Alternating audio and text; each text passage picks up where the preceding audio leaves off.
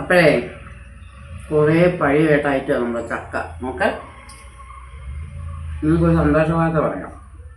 ഇതോടെ ഈ വീട്ടിലെ ചക്ക തീർന്നു.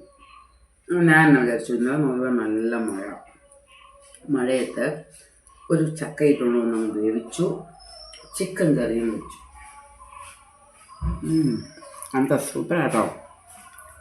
ഒരിക്കലെങ്കിലും വേവിച്ചു പറഞ്ഞു ചക്കയും ചിക്കനും സൂപ്പറാണ്. ആരും തിന്നാത്തതാ ചക്കയും ചിക്കനും. തിന്നാത്തവരും ഉണ്ടേ. പിന്നെ ഒക്കെ ഇടുന്നു മനുഷ്യന്മാര് തിന്നാത്ത വല്ലതും ഉണ്ടോ? കൊതിച്ചി ഇപ്പൊ ഉള്ളവരെല്ലാം കുഴിമന്തി മൽഫാം ആഹാരം മൊത്തം തിന്നുന്ന അമ്മ കൊതിച്ചി തന്നെ. എന്തായാലും കൊള്ളാം കേട്ടോ. അപ്പം ഇത് ചിലപ്പോൾ ഒരു പക്ഷേ ഇത് നമ്മുടെ ചക്കയുടെ ലാസ്റ്റ് വീഡിയോ ആയിരിക്കാം, ചക്ക കൊച്ചിയുടെ ലാസ്റ്റ് വീഡിയോ ആയിരിക്കാം. പിന്നെ എനിക്ക് ഭാഗ്യമുണ്ടെങ്കിൽ നിങ്ങളുടെ കഷ്ടകാലത്തിന് ഞാൻ പോകുന്ന വഴിക്ക് എവിടെയെങ്കിലും ചക്ക കിട്ടിയാൽ വീണ്ടും ഞാൻ ചക്ക വീഡിയോയായിട്ട് വരും. പിന്നെ ക്ഷമയില്ലായിരുന്നു, ഒരുങ്ങാനും ലിപ്സ്റ്റിക് ഇടാനും കമ്മലിടാനും ഒന്നും നേരം കിട്ടിയില്ല. പിന്നെ ഇന്നലെ വൈകിട്ട് വെച്ച ചക്ക എനിക്ക് ഫ്രിഡ്ജിൽ വെച്ചിട്ട് ചൂടാക്കുന്നൊന്നും എനിക്കിഷ്ടമല്ല.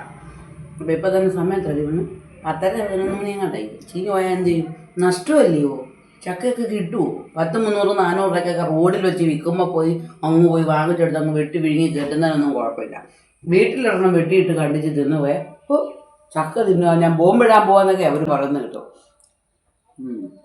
പിന്നെ ഇതെനിക്ക് തിന്നു തീർക്കണം. 1, 2 കുറച്ച് ദിവസത്തേക്ക് നമ്മുടെ സന്തോഷ് സൗമ്യ ഓഫീഷ്യൽ നമ്മളുടെ യൂട്യൂബ് ചാനൽ ലൈവ് ഉണ്ടായിരിക്കില്ല.